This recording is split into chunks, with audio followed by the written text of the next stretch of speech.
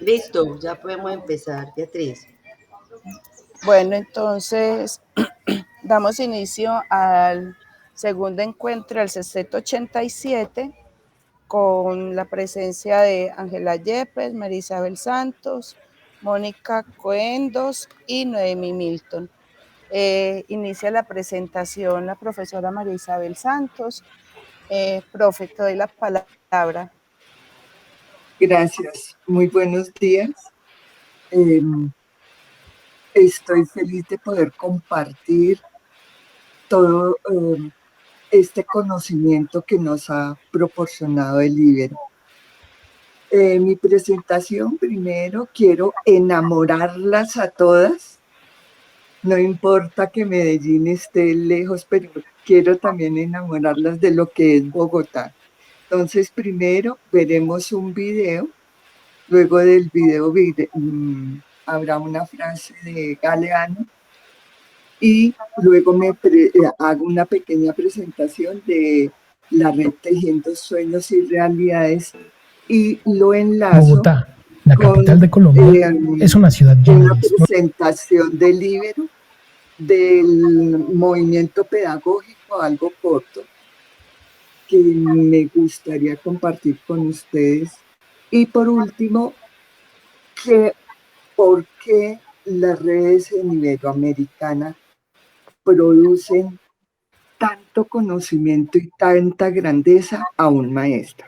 Bien, entonces podemos iniciar con el video. Gracias. Y más o menos hay pausas en los momentos indicados para que yo pueda hablar. Gracias. Las enamoro primero de Bogotá. Bueno, ahí se está viendo la pantalla. No. ¿La ve? ¿No se ve? No vemos la pantalla, vemos la pantalla. Espérenme llevar que está yo quito y vuelvo y la pongo. A ver qué está pasando. Entonces ya, ¿qué proceso? Un momentico, por favor. Yo veo.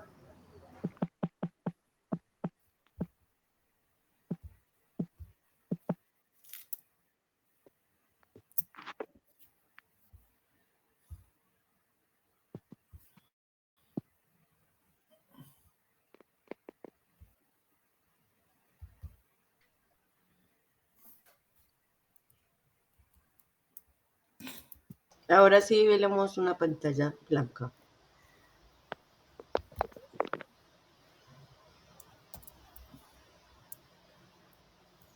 Restaurantes e increíbles. Desde al inicio, que es que está como adelantado.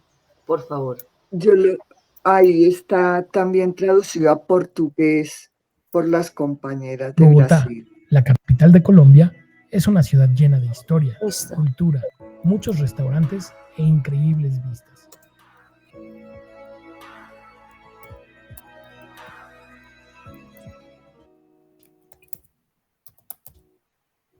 El Museo Nacional explora el pasado de Colombia a través de la arqueología, la historia y el arte. Ubicado en el edificio El Panóptico, que fue diseñado originalmente como prisión por el arquitecto inglés Thomas Reed en 1874. El barrio de la Candelaria tiene un estilo colonial que se conserva hasta el día de hoy y ha sido declarado un lugar.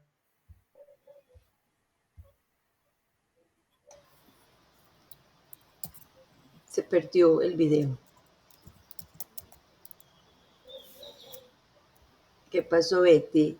Ya no vemos el video. O yo no lo veo.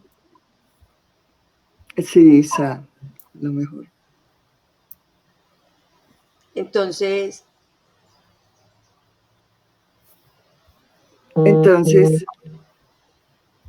¿vas hablando, María Isabel, o qué? Sí, bueno, ahí el video presenta varios sitios de Bogotá, el museo, que era lo que estaba presentando, de Botero. Botero donó esa colección hace muchos tiempos. Qué pena. Allí. Ya, disculpe, fue que se me apagó el computador en un segundo. Ya vuelvo y lo coloco. Ah, bien. Perdón. Estos son los avatares de la tecnología, entendemos Uy, claramente.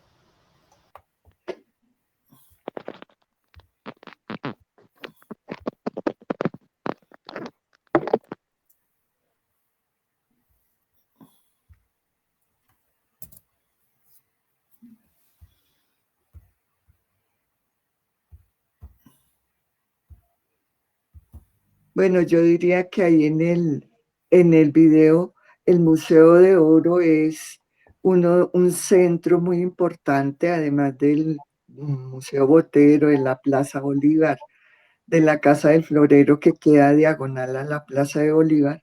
En la Candelaria, que era el espacio donde se cortó, ahí en la Candelaria se encuentra mucha historia, no solo de Bogotá, sino también de Colombia, desde la conquista hasta este momento.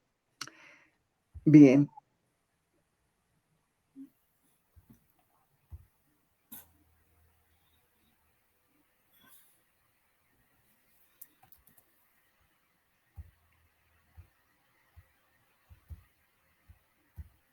No, si quieren, entonces podemos colocar lo que es la red Tejiendo Sueños y Realidades. Sí, el video después no comparte el enlace y lo podemos mirar. Sí. Betty, mejor avancemos con otros elementos de la No se presentación. están viendo el video. No, mejor No. avancemos con los otros Ah, materiales que bueno, María entonces, Isabel perdón. solicita que le presente lo de la red Tejiendo Sueño, Ah, bueno. la Ah, presentación. sí, sí. Es Entonces, espérate. la última que envié, por si se La dañaba. última Entonces, imagen. sí, señora. Dice Tejiendo Sueños y Ya te Realidades. la pongo. Ah, bueno, la última imagen. Espérate. Espérate, yo le voy a compartir.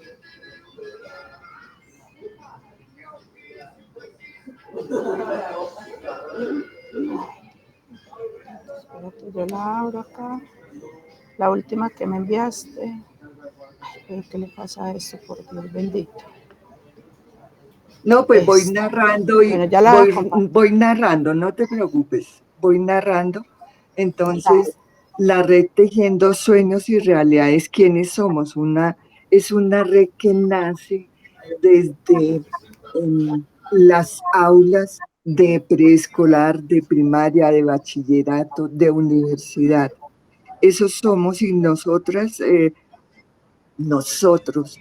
nacemos en 1996, pero porque hubo una convocatoria, un recorrido de el movimiento pedagógico pasó por nuestra escuela y nos invitó a pertenecer a esa acción tan hermosa.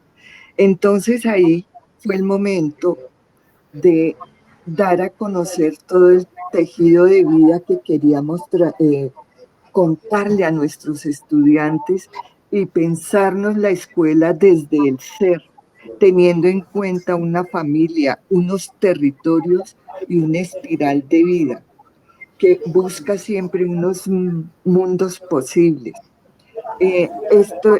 Somos una organización con la posibilidad de tejer con personas como ustedes, como Beatriz, como Ángela, como Noemí, que estamos aquí siempre presentes junto con otros maestros, creyendo en lo que es la educación.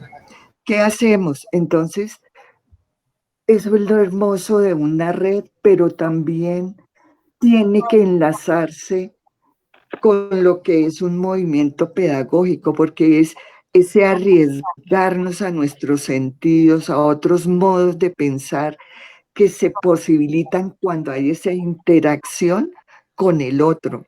Entonces, ahí nace desde la práctica en el aula la relación y el conocimiento y el acercarnos a lo que es nuestra parte ancestral. nuestras posibilidades de replantearnos nuevas formas de expresión y, y de expresión y de grandeza de lo que hay en las escuelas, de lo que hay en el maestro. ¿Qué líneas de trabajo nosotros pretendemos hacer y crear y estar permanentemente en ese movimiento que hace el espiral? Entonces, la ancestralidad se acerca a nosotros, nosotros entramos en esa búsqueda, porque a la vez de la ancestralidad nos da a conocer una historia, un pasado que tiene que ver mucho con la educación del presente. ¿En qué estamos nosotros? Estamos, primero que todo, en un encuentro con el árbol que nos da la posibilidad de vida, de frutos, que es el caminar de la palabra a través de todas las personas, de los grupos de indígenas que conforman la red de maestros de diferentes áreas, de arte, de ciencia, de lenguaje, de educación física, personas, maestros que son maestros de escuela, maestros de colegios de distritales, privados, de universidades, pero también es esos enlaces que nosotros hacemos desde las redes con las comunidades. Ejemplo, la MAO, que es una mesa ambiental de organizaciones comunitarias, con los indígenas que nos acompañan a hacer siempre unos rituales de encuentro, de despedida, de conocer nuestro ser y nuestro caminar. Estamos en este momento en diferentes talleres y, y claro, estamos preparándonos al encuentro en Argentina, pero quería comentarles algo que acabó de suceder y que estuvimos, la red estuvo ahí presente, que es el primer encuentro nacional de artes en la Universidad Nacional.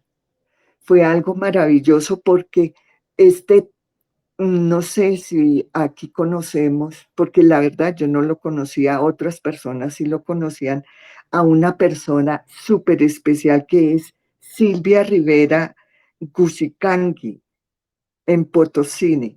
Es socióloga, activista, es teórica contemporánea, historiadora.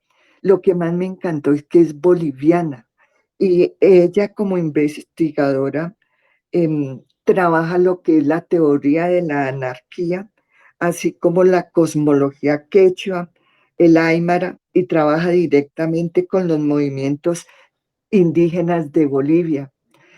Y ella, nosotros que hablamos de emancipación, ella comentaba que una forma de la emancipación, de crear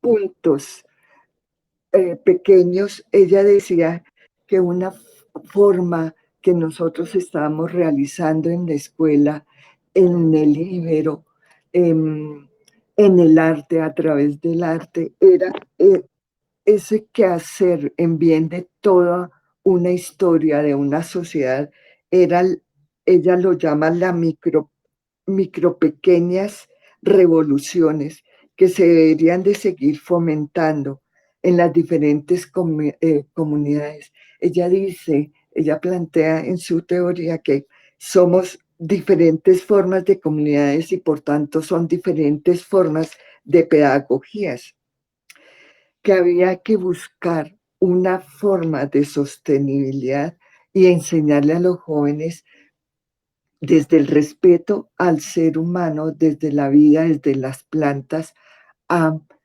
a respetar y a ver cómo todo palpita, tiene una cosmovisión, un corazón, un ser.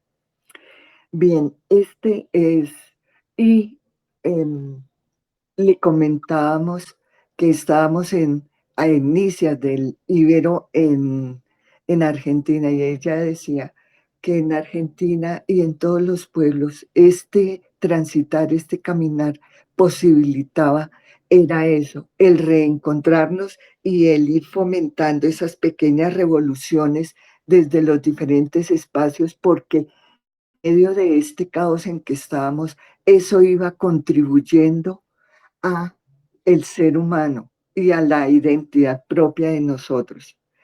Además de eso, en este momento está en Filbo la, el, el encuentro de literatura aquí en Colombia y está Brasil. Pero algo curioso que quería compartirles de eso, donde estuvo también la red, es cómo hay científicos, maestros, pedagogos, jóvenes en expresión de cómo la naturaleza nos habla y el conocimiento y el crecimiento que nos han dado nuestros indígenas y quizás no lo hemos notado. Y es respecto a la conciencia y el sentir que tiene la naturaleza partiendo de la piedra, partiendo del aire, el animal. Todo tiene un sentido, tiene un sentir, un palpitar, que es el que debemos de ir construyendo, conociendo y dando a visibilizar en diferentes formas desde la escuela. Pero también ahí es muy hermoso ver cómo jóvenes, niños, están en esa idea de construir un pensamiento diferente en la interrelación con la naturaleza, con la vida, con el ser humano. Bueno, este es, digamos, como lo que lo que estamos haciendo y lo que en este momento quería hablar. Pero aquí hay un enlace, el enlace de las redes nacen aquí en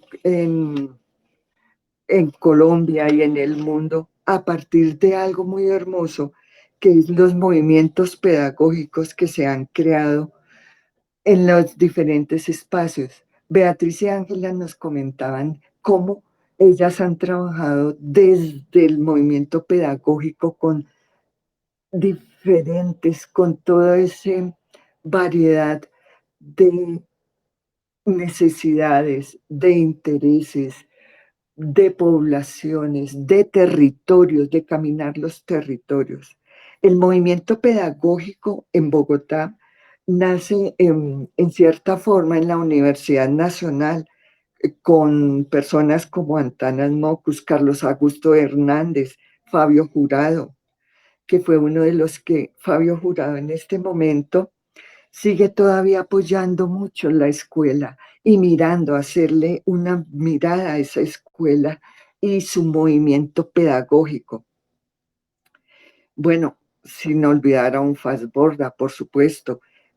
Ellos iniciaron esa pista también con un alemán que era Federici y ellos empezaron a llamar a los maestros y los maestros inquietos. Esa es la belleza, que los maestros inquietos por una pedagogía, por el ser que tienen al frente, eh, fueron llegando y creando todas estas redes y luego eh, personas como Pilar Hunda, como Mercedes Boada, empiezan a dar comienzo, impulso, fuerza a estos movimientos.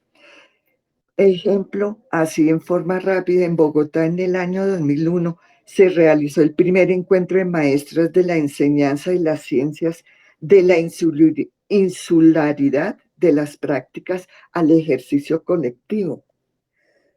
¿Quién organizó esto? Pilar Hunda y otros personajes que creían que las redes, que este encuentro de maestros tenían que estarse dando para dar a conocer que el maestro no se sienta solo en las aulas, sino que se potencie todo ese conocimiento que aborda.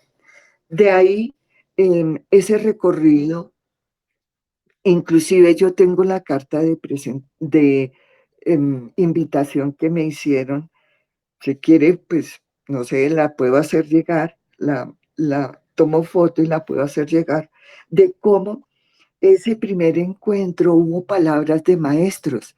Una maestra de primaria, de primero de primaria, decía que estos encuentros, el encuentro de maestros de la enseñanza de la insularidad, dice que el docente de primaria o el docente, cuando el pedagogo aborda el conocimiento como un indagador, es el primer transformador de su cultura, y si esto se desarrolla en los estudiantes, serán los primeros en generar nuevas formas para acceder al conocimiento. En el 27 de septiembre, hacemos un salto para el 27 de septiembre, y en Bogotá, liderado por Pilar Hunda de la Universidad y la Universidad Nacional, realiza el primer congreso de la Expedición Pedagógica Nacional, cuyo tema se centró en las formas de ser maestro y hacer escuela. Posteriormente, con los encuentros iberoamericanos de educación y rutas, aquí es donde a través de y con la grandeza que da el íbero, quiero decir que el íbero ha posibilitado algo que encontramos, que es la educación de rutas pedagógicas, que es exactamente lo que vamos a hacer en Argentina y lo que hemos hecho en Argentina. Se han construido a partir del íbero. Nosotros en el año 2017 llegamos a México, a Michoacán, México. De ahí partimos a Tacuro, una población como a 3-4 horas, y llegamos a un espacio absolutamente maravilloso. Se le llamaba las 12 Cañadas.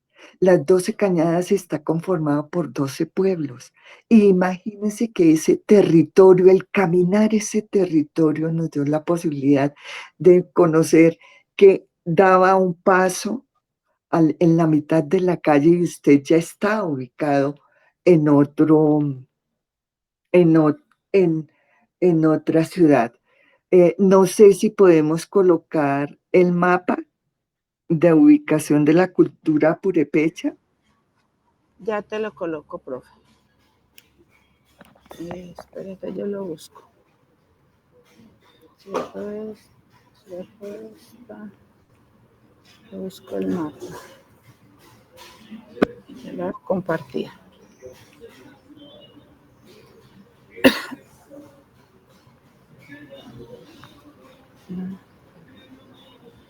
A ver si sí es este.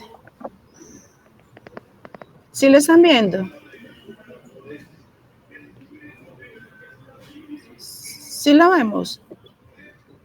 Yo sí lo veo. Perfecto. Listo. Sí se ve. Entonces, aquí estamos en México, en la ubicación de una cultura purépecha. Estas rutas dan mucha grandeza a un íbero, dan grandeza a la educación, al maestro, a la comunidad, a los territorios y a los pensamientos que se crean nuevos. Nos muestran caminos de acción para hacer de la educación un medio para la emancipación de nuestros pueblos. Todo lo que hemos mencionado acá de las redes, del íbero y de su grandeza, contribuyó a mirar muchas otras líneas de trabajo. Cuando llegamos a Michoacán, se nos plantea el proyecto de autonomía. Entonces podemos ver la siguiente, que es el señor que tiene un sombrero y está haciendo una presentación. Allí ellos nos reciben en sus casas mexicanas antiguas, construida para familias muy grandes. un pueblo donde se manifiesta el sentir desde los ponchos que ellos crearon como protesta para que a sus hombres no los mataran más. También la trenza. La trenza tiene todo un sentido sociológico donde, si recordamos, fue la manifestación y las formas de lenguaje que se hacían las personas en su cabeza para mandar comunicados, formas de protesta ante los amos. Todo lo que hace la trenza lo encontramos allá. Allí se presenta el proyecto de autonomía regional del pueblo purépecha, que se constituyó desde un aporte fundamental para el Líbero, porque plantea un modelo de organización que muestra el proceso de autonomía que se ha implementado en diversos aspectos sociales, porque incluyen la educación de dicha comunidad. Este documento plantea cómo el pueblo purépecha presenta unas características de la autonomía, la relación que se establece entre la nación y el Estado purépecha. El Estado y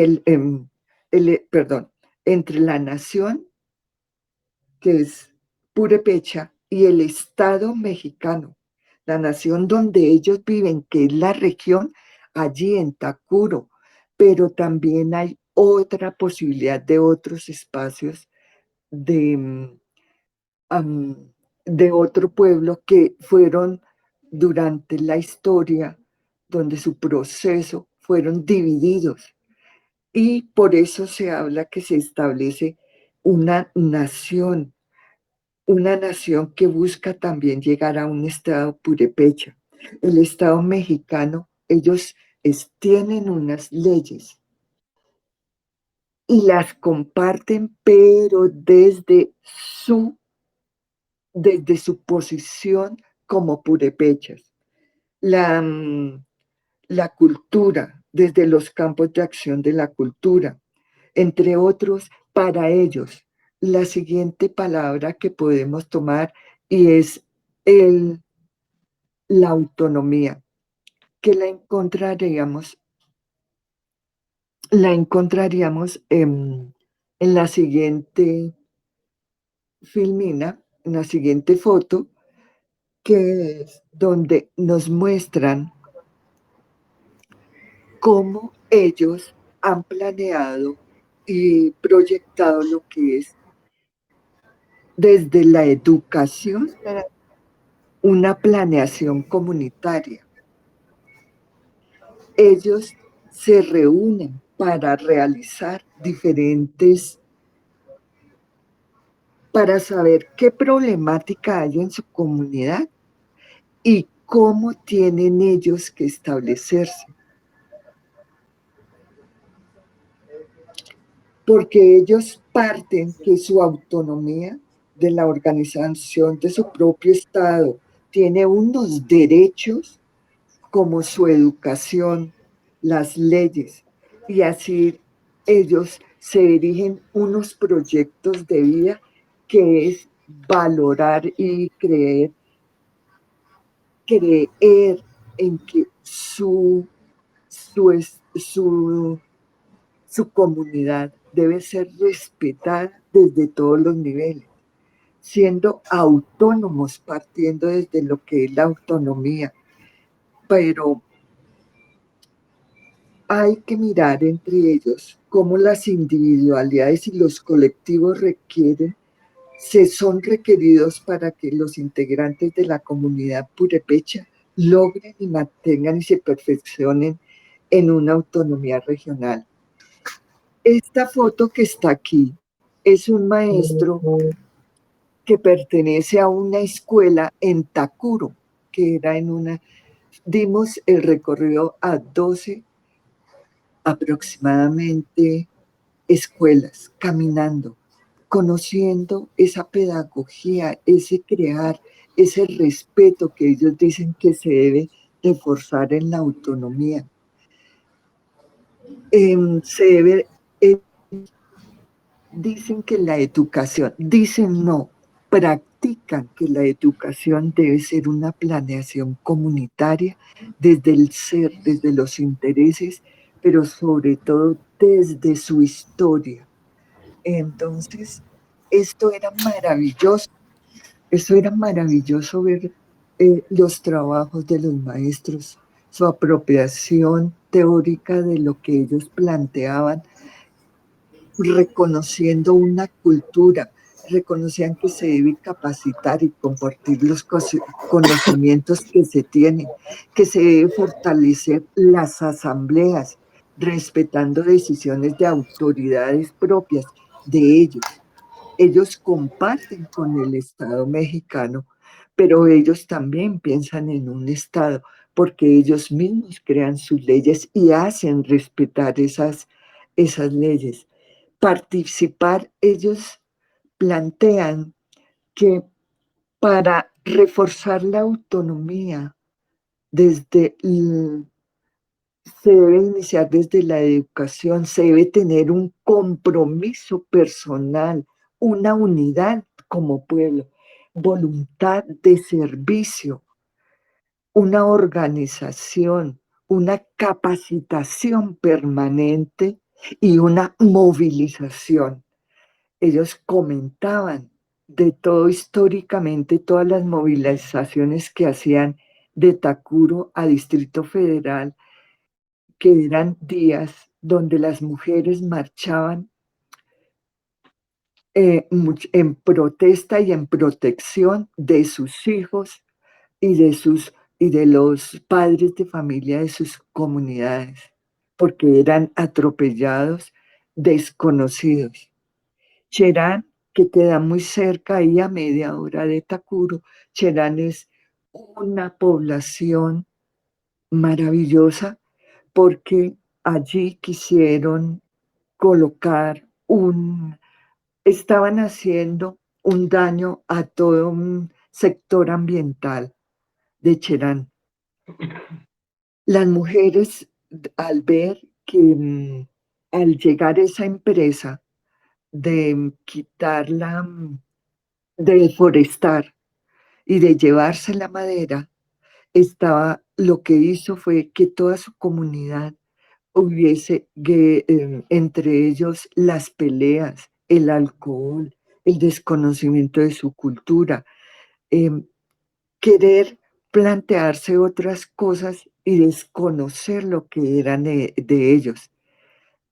Hubo muchas muertes, se presentaron pues ya los robos, etcétera, y las mujeres tomaron una noche la decisión y hicieron barricadas en su pueblo, en Cherán.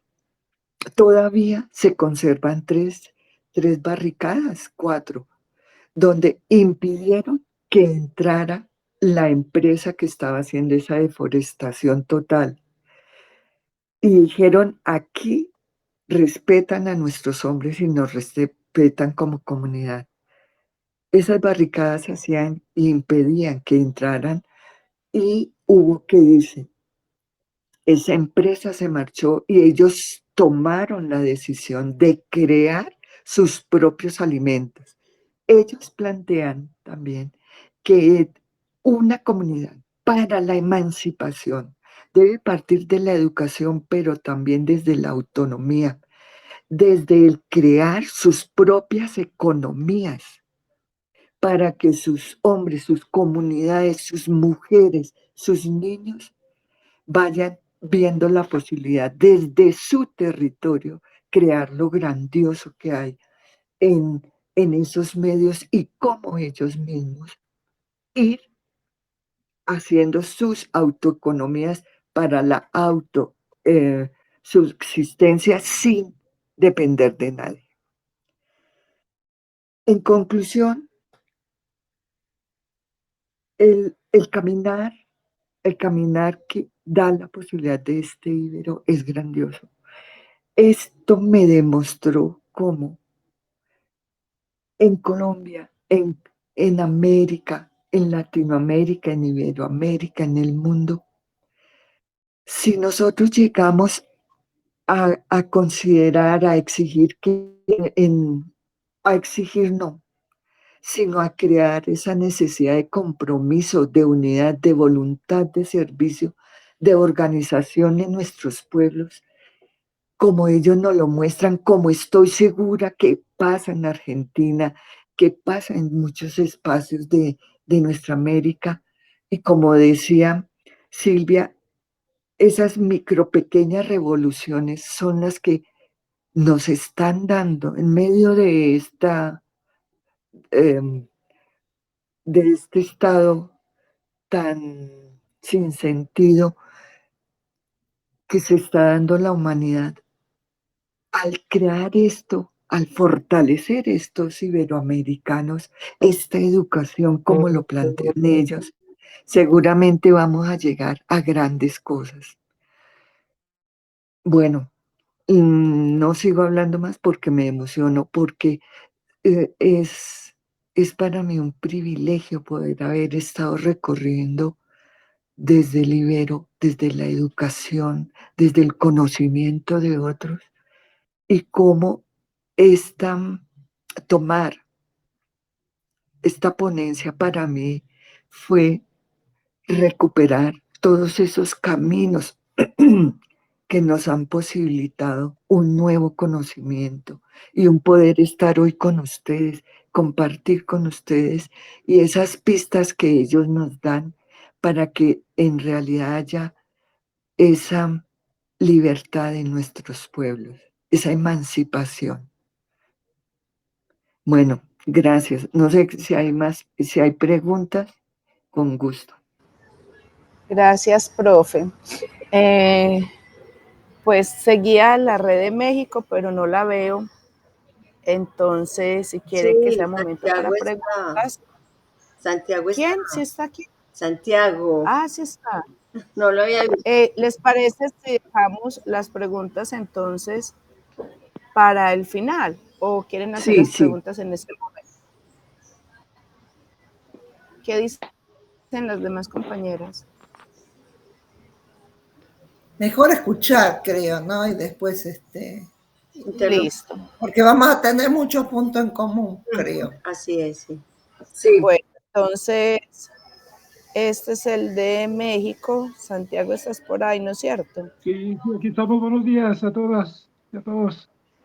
Buenos días. Tú eres... La presentación de ellos se llama Devenir de la comunidad Ojini Kitty, movimiento que teje raíces, sentires y sentidos del árbol mágico. Ramificación, procesos de formación, comunicación, narrativas comunitarias. ¿Es eso? No, ese es el nuestro. Ese es el nuestro. Ah, entonces, ¿cuál es? Entonces, el de Santiago es... El papel de la complicidad latinoamericana. Ah, bueno, perdón, pero es que ayer me confundieron. Dale, Santiago, tienes la voz. Sí, ahorita estoy teniendo algunos problemas para conectarme desde la computadora. O sea, elaborar una presentación, nada más si quieres la mandas a ver si la puedo compartir. Es que estoy teniendo problemas con el internet aquí. Entonces estoy con el teléfono ahorita. Y no la tienes en el WhatsApp de pronto para que la puedas mandar. O sea, lo quise hacer, pero no, ¿cómo se llama? Bueno, pero entonces escuchamos. Dialogado así, con el acento mexicano. Pues bueno, les platico un poco, entonces.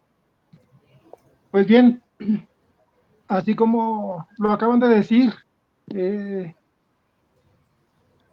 yo tengo un trabajo que se llama la complicidad, el papel de la complicidad pedagógica latinoamericana en la emancipación docente. Esta es una experiencia que trabajamos a partir de la llegada de la pandemia. en el 2020, pues se nos complicó la existencia a todo el mundo. Como ya sabemos, por la presencia, por la difusión del virus del SARS-CoV-2, que dio origen al COVID-19. Y bueno, realmente esa crisis de salud nos descolocó pues a todo mundo, incluyendo obviamente a lo que son los procesos educativos y bueno, la forma de hacer trabajo en la educación en las escuelas. Entonces, pues resulta que como ya se ha explicado en los diferentes trabajos, en las diferentes ponencias, en este sexteto y bueno, en todos los encuentros que se han ido generando, lo que son la revolución tecnológica en las ciencias de la información y comunicación nos alcanzó, aunque quizás era muy difícil anteriormente a esta crisis por la pandemia del COVID. De alguna manera, por las diferentes edades, yo por ejemplo tengo 65 años y así como yo, bueno, muchos maestros que nos fuimos incorporando a las tecnologías de la información y comunicación, pues es un poco más complicado desarrollar ese tipo de competencias en el uso de la computación, en el uso de las redes y en el uso de las plataformas virtuales. Entonces, pues bueno, resulta que al calor de esa crisis nos vimos en la necesidad, a partir de las diferentes redes. Yo pertenezco a la red REDIEM, Red de Investigadores de la Educación en México, pero algunos compañeros, algunos investigadores y profesores de esta red pertenecen y desde aquella época pertenecían a lo que son, en particular la red CREA, conocida como Red de Cómplices Pedagógicos, así de origen pues netamente colombiano. Entonces se hizo una convocatoria a las diferentes redes, se crearon delegaciones de las diferentes redes para participar en un encuentro, en un diálogo de docentes, pues para contestar sobre todo lo que sería una pregunta en particular: ¿qué desafíos y dificultades enfrentaron los profesores latinoamericanos en medio de la pandemia? Para contestar esa cuestión, esa pregunta, de alguna manera se creó lo que sería el primer diálogo internacional de saberes y aprendizajes a partir del 26 de junio del 2020, coordinado pues por los maestros y la red CREA en Colombia. Participamos maestros de Argentina, Brasil, Colombia, Venezuela, Cuba, Ecuador, Perú, México, y bueno, quizá Paraguay, Uruguay, Chile. Fue bastante nutrida esa participación y bueno, pues a partir de esa invitación al diálogo y para responder a esa pregunta de los desafíos que enfrentáramos como profesores, pues se fue tejiendo paso a paso, vamos a decir, digo, no a partir de ese momento, sino desde antes, un proceso de unidad de los trabajadores de la educación organizados en redes, buscando ese encuentro, un diálogo, la colaboración, obviamente con el respeto a las identidades comunitarias de los diferentes países, pero tomando en cuenta la polifonía de voces la diversidad de miradas y las prácticas idiosincráticas o específicas de cada uno de los actores. Finalmente, de manera genérica, podríamos decir que se busca, a través de estos encuentros, de estos diálogos, construir otros mundos posibles, que como lo plantea Paulo Freire, se busca justamente construir, le llama lo inédito viable. Es un concepto que me parece fundamental porque en función de lo que en las diferentes propuestas se observa que existe el concepto de utopías, de sueños, de ilusiones, de esperanzas, pero que desde mi perspectiva con este concepto freiriano de inédito viable, o sea, no todo lo inédito es viable en cada momento y en cada espacio. En cada momento, en cada tiempo, ante cada situación, hay un inédito viable que es posible construir. ¿Qué desafíos me parece que se han enfrentado, se enfrentaron en ese diálogo y se siguen enfrentando? Pues luchar contra un individualismo que aísla a las personas,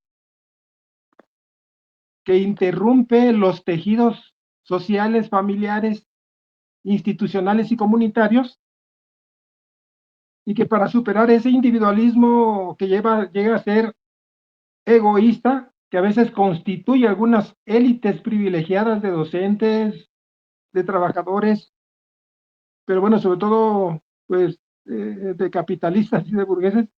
En este caso se busca darle prioridad a esa organización colectiva y comunitaria en redes. Se busca superar esos estados a veces de una resignación incentivada, de esos estados de indefensión en que nos vemos atrapados por esos mecanismos sujetadores y subjetivadores que implementan los sistemas educativos oficiales y que implementan, pues, el gran capital neoliberalista de esta época, que pretende privatizar la educación, convertirla en una mercancía, dejando de lado los derechos y ese derecho humano a la educación. Con esta crisis se produjo, como ya bien decíamos, un giro etnográfico, en el sentido de que si en la etnografía y la antropología busca así instalarse en un territorio diferente para romper con lo familiar de las circunstancias, para hacer un extrañamiento de lo familiar y de alguna manera, de manera dialéctica, familiarizarnos con lo que aparentemente es extraño. Nos descolocó la crisis, pues, del territorio de las escuelas, de las comunidades, para inducirnos a insertarnos en un territorio de las plataformas virtuales instalada en las condiciones tecnológicas de nuestros hogares. Obviamente esas condiciones así de descolocación, o sea, nuestro hogar se convirtió en un espacio extraño, curiosamente, y en ese sentido, pues, hacer frente a esas carencias docentes en cuanto a las habilidades en el manejo de las TICs y de las plataformas virtuales. Ya no digamos en el caso de los alumnos, que muchos de ellos, pues acá en México, carecían de una computadora, o sea, carecían de un teléfono. Y si bien podían tener algún teléfono, pues carecían de internet, carecían de los recursos económicos para contratar así un programa de internet. Entonces, así, pues se convirtió en una práctica de exclusión de docentes, exclusión de personas, de exclusión de los padres de familia en muchos casos, de exclusión de muchos alumnos, los que más carencias tenían. Y además, instalados en esos procesos de aislamiento. Entonces, pues estas plataformas de alguna manera se convierten en puentes de comunicación, puentes de trabajo, puentes de contacto para algunos, creando brechas y exclusiones. Entonces, se crea una ruptura de estas dinámicas familiares, familias en las que curiosamente, paradójicamente a lo que uno pudiera esperar de que sea así como que ese nido romántico donde uno va a encontrar pues esa protección, esos cuidados, esa empatía. En muchos de los casos, sobre todo en México, se crean así dinámicas con un incremento de violencia intrafamiliar, que incluso hubo un caso acá en México reciente donde pues el esposo, o sea, se visibiliza donde el esposo maltrata y violenta a la maestra, así que estaba trabajando frente a sus alumnos. Entonces son así condiciones complicadas de trabajo y que bueno, ¿qué podríamos así ir sintetizando de estas prácticas y de estas prácticas pedagógicas y de estas experiencias en los encuentros y diálogos de profesores latinoamericanos? Que vamos buscando esa unidad más allá de nuestras escuelas, más allá de nuestras provincias, nuestras comunidades, de nuestros países, para ir creando esa unidad de maestros latinoamericanos y con estos encuentros iberoamericanos, crear esa unidad de docentes así a nivel de Hispanoamérica y que habría que seguir ampliando cada vez más pues estos procesos de encuentros y diálogos. Hay que entender que el maestro pues finalmente tiene que recuperar su iniciativa, convirtiéndose cada vez más en un actor con una mayor autonomía, con una mayor iniciativa en crear así sus propias organizaciones a través de estas redes de redes, para ir conquistando pues esta libertad de cátedra, luchando contra esa, aquí le llamamos en México descarga administrativa, para decir que de descarga no existe nada y que al contrario, cada día el maestro para tener que hacer frente a los procesos de enseñanza-aprendizaje de sus grupos, pues les es muy difícil dedicar tiempo a lo que sería hacer investigación. Y sin embargo, estas redes demuestran que a pesar de esos procesos a veces represivos por parte de los sistemas educativos, a pesar de esas sobrecargas administrativas, y que a veces a nivel sindical participa en activismos políticos que lo sobrecargan y que en muchos casos pues intentan sobrepasarlo. Sin embargo, pues el maestro, como maestros latinoamericanos, nos dimos cuenta que podemos y tenemos la capacidad de formarnos para enfrentar los retos pedagógicos, pero además para hacer investigación desde las escuelas y con las escuelas. Como maestros nos damos cuenta que es importante descubrir las posibilidades de la esperanza de una emancipación, sin caer en la desesperanza, como decía Paulo Freire, pero tampoco sin caer en la desesperación. Paso a pasito, realizando procesos de todas estas actividades de conservación de la memoria, construyendo este tipo de ponencias, realizando conversatorios, publicando libros, así como en este caso de este encuentro latinoamericano, pues se publicaron 2 libros. Existía la iniciativa de que se construyeran revistas y que bueno, uno de los libros fue gestionado por la delegación de Argentina y otro de los libros fue gestionado por la delegación de Brasil. Entonces existe esa capacidad de llegar desde la conversación directa, de escribir las relatorías, diarios de campo, escribir publicaciones en revistas y en libros. Bueno, además de pues gestionar la organización de estos encuentros, como en particular el encuentro iberoamericano, 10º encuentro iberoamericano, que se realizará en Argentina. Pues quiero concluir así, planteando lo que decía el gran pedagogo Paulo Freire en 1970, así en una publicación, en la página 5 de esa fecha, que decía que la condición básica para promover la emancipación es que el objeto de la reflexión es la opresión.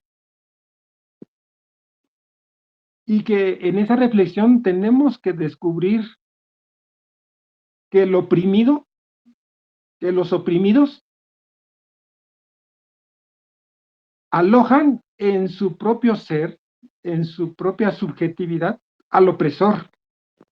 Y que este descubrimiento permite construir una pedagogía liberadora que a través de nuestra inserción crítica en esos espacios de opresión, es decir, en las escuelas, en las comunidades, en los diferentes contextos y territorios y procesos donde participamos, llevemos a cabo una praxis dialéctica, dice, acción-reflexión, para superar el activismo y los verbalismos contradictorios. Esta acción-reflexión, que me parece importante, que lleve a considerar que hay una práctica que se diferencia de las demás prácticas. El conjunto de prácticas cotidianas, la práctica económica, la práctica laboral, las prácticas ideológicas, las prácticas políticas, tienen que ser reflexionadas mediante una práctica específica de la producción de conocimientos, que es la práctica científica, que permita romper con esas reflexiones, que vayan más allá de esas reflexiones cotidianas. Entonces, y que estas prácticas científicas tienen como uno de los ejes fundamentales contar con una buena pregunta de investigación que se traduzca en un objetivo específico de investigación y con un diseño así, aunque diverso, que permita producir conocimientos nuevos. Entonces, pues esta es la reflexión que yo les quiero compartir y les agradezco pues el espacio y que me hayan escuchado. Un abrazo para todas y todos. Profe, muchas gracias por compartirnos tu experiencia. Profe, ¿tú nos puedes compartir tu trabajo por el WhatsApp del CECETO, si eres tan amable? Pues cuando te funcione el internet. Sí, claro que sí. O sea, de hecho, ya lo que es el documento ya está, pero bueno, ahora que tenga acceso. Bueno, entonces déjame, yo vuelvo y lo busco. Luego les comparto ¿cómo se llama? La presentación de PowerPoint, sí, que también elaboré. Bueno, entonces. Sí, por favor, muchas gracias. Al menos para que los que no se vincularon hoy la puedan como tener a la mano. Gracias, profe. Entonces, ¿quién seguiría? ¿El de Eugene? ¿Ese es de quién? ¿De Mónica, de Noemí? Sí. Noemí, estás silenciada. Es el nuestro, sí, que tiene, en realidad es una experiencia conjunta entre Eugene y Kitty y el colectivo argentino, ¿no? A ver si puedo compartir yo. Sí.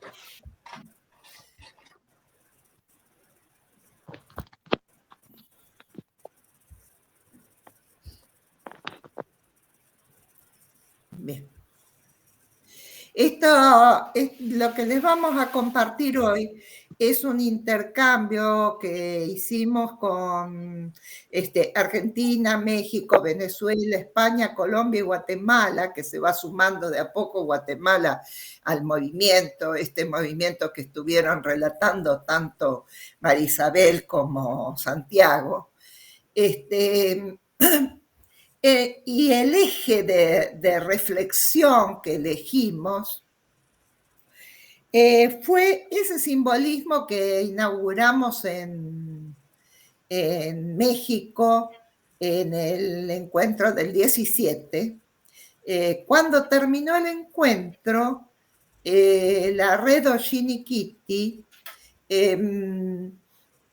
propuso el cerrar con el traspaso de un atrapasueños a medio tejer, que es ese que está en la foto, lo alcanzan a ver, el que está abajo en la foto, sí. Ese atrapasueños a medio tejer, entregarlo, que el país que organizó el Ibero se lo pase al próximo organizador del próximo Ibero a los 3 años, como símbolo de continuidad de ese conocimiento que se va tejiendo, ¿no? Que está a medio tejer, ese conocimiento que vamos entretejiendo las redes. El acto simbólico fue hermoso. México se lo pasó a Colombia como próximo organizador. Y la experiencia preciosa del momento quedó como un símbolo que realmente nos pareció a todos los países miembros del movimiento iberoamericano muy valioso.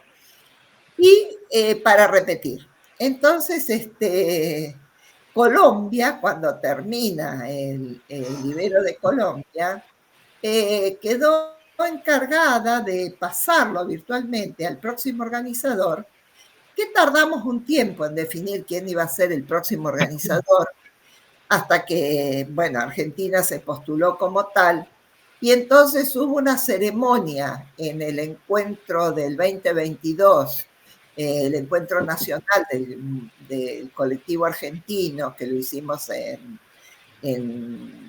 el área metropolitana de Buenos Aires, y allí Colombia, y con la red Eugene Kitty presente también, todo en forma virtual, se realizó este pasaje del país organizador del anterior Ibero, del noveno Ibero, que fue Colombia, a Argentina. Pero nos parecía que había que cargar de significado al árbol mágico. Construir sentidos acerca de por qué nos parecía valioso este símbolo, ¿no? ¿Qué relaciones había entre este atrapasueños a medio tejer y el concepto de árbol? Y para ello organizamos una ruta, la ruta pedagógica del árbol mágico, preparatoria del encuentro, el 10º encuentro, ¿no? Nos juntamos varios para hacer esta construcción. Básicamente, desde la propuesta de Eugene, el eje iba a estar puesto en Argentina. En principio, la gente de Hollín pensaba viajar, después se les hizo sumamente costoso y no pudieron venir. Así que lo hicimos híbrido, con actividades presenciales en Olavarría y actividades presenciales en Ciudad de México, en la delegación Coyoacán, en una casa de medicina tradicional. Y también lo hicimos virtual y quedaron, todos los encuentros virtuales quedaron en el canal de la Redipar. Los participantes, ustedes van a ver ahora que fuimos un montonazo, ¿no? La red Hollín Kitty, que era una red mexicana, se abrió y se transformó en una red internacional, con la participación de miembros de Venezuela, de España y de Guatemala. La gente de Guatemala y de Colombia, perdón, Colombia y Guatemala. La gente de Colombia y Guatemala con mucha participación en la construcción de saberes, ¿no? Desde Argentina también fuimos varias redes. De la red nuestra, que es la Rediparc, Red de Investigación Participativa aplicada a la renovación curricular, participamos estas instituciones que no sé si alcanzan a ver, el CIE de Olavarría, el Instituto 22, el Instituto 47, la Escuela de Artes Visuales, el Instituto Nuestra Señora de Rosario, el Conservatorio de Música, el CIE de Avellaneda, el Instituto 11 de Lanús, el 100 de Avellaneda, el 50 de Berazategui, el 54 de Florencio Varela y el 39 de Vicente López. Estos institutos son algunos de los que forman parte de nuestra red, que ustedes saben que es una red de instituciones de formación docente. Los institutos superiores de formación docente tienen la formación de grado, y los CIES tienen la formación permanente, ¿no?, de docentes. Y desde allí participamos en diferentes actividades en esta ruta. También participó la red de investigación en interculturalidad y educación, fundamentalmente a través del equipo PUANAI, que es el equipo donde desde el 2012, con la dirección de Mónica Cuendós, venimos trabajando en Olavarría en la documentación de prácticas de educación intercultural. Pero también participó la Cátedra de Teoría de la Práctica en Espacios No Formales de un instituto de Luján y la Tecnicatura Superior en Educación Intercultural Bilingüe, Convención en Lengua Quechua de la Universidad Nacional de Santiago del Estero. Desde la Cátedra de Teoría de la Práctica de este instituto de la Universidad de Luján, participó Xiomara Garzón, que es colombiana de nacimiento, o sea que, y miembro de una comunidad originaria. Así que teníamos representantes de las comunidades originarias de México, de Argentina y de Guatemala y de Colombia. Y también participó desde el colectivo argentino la red de formación docente y narrativas pedagógicas y la red de interculturalidad de infancias, que es una red que se está sumando como subred dentro de la red de investigación en interculturalidad y educación. A todo este equipo se sumó Cirandar, y Aline Dorneles viajó a Olavarría. Así que en Olavarría participaron en forma presencial Mirna Sojo, de Venezuela, pero representando a la red internacional Hollín Kitty, Aline Dorneles, de la red Cirandar, Y esta docente compartida que tenemos, que es Xiomara Garzón, que estaba participando como miembro de una comunidad originaria de Colombia. Nos hicimos muchas paradas en el derrotero de la ruta duró 3 días, y fuimos alternando entre las actividades presenciales y las actividades virtuales, ¿no? Lo más importante fue este primer saludo a los 4 rumbos, ¿no? Al rumbo oriente, norte, poniente, sur, al corazón de la tierra, al corazón del cielo y a los corazones nuestros, que son nuestro centro. Reafirmando así que cuando hablamos de construcción de conocimiento, desde la sabiduría popular o comunitaria, desde las sabidurías ancestrales y desde los conocimientos académicos, en ese entrecruce de saberes que producen este saber nuevo, no solamente lo hacemos pensando en la construcción intelectual de saberes, ¿no? Sino que esa construcción de saberes es una construcción que se impregna y se nutre de otras sabidurías que rozan con la reconstrucción de los saberes míticos, no en el sentido de mitología, ¿no? Sino en el sentido de saberes primordiales, esos saberes míticos en el sentido de saberes primordiales, como es uno de los aspectos que estamos tratando de escribir y reflexionar en este último tiempo, ¿no? Cómo nos nutrimos de esos saberes otros, estos saberes que vienen nos nutren desde las raíces, en el sentido de conocimientos rizomáticos, ¿no? Como lo va a plantear Derrida. Después hicimos